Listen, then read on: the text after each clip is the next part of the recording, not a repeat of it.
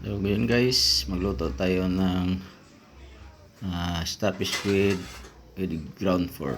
So yun guys, pasok na natin yung ground pork sa loob ng squid. Yan. Bali yung ground pork guys, meron din yung timpla.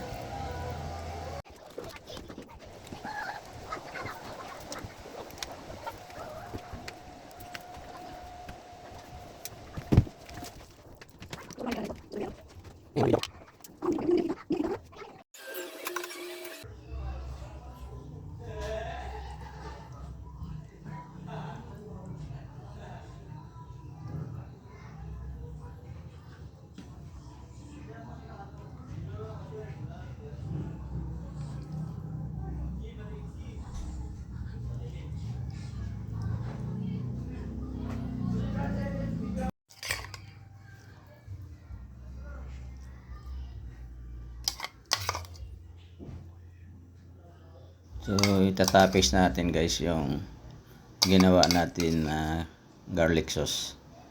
Mayroong garlic, spring onion, green chili para may kunting anghang. Init.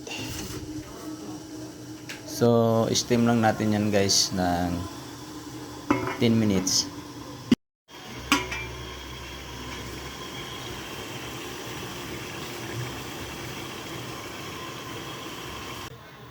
So naglagay din ako dyan guys ng soy sauce. So nagtap din tayo guys ng garnish na spring onion. So binuhusan din natin guys ng mainit na mantika para lumabas yung aroma.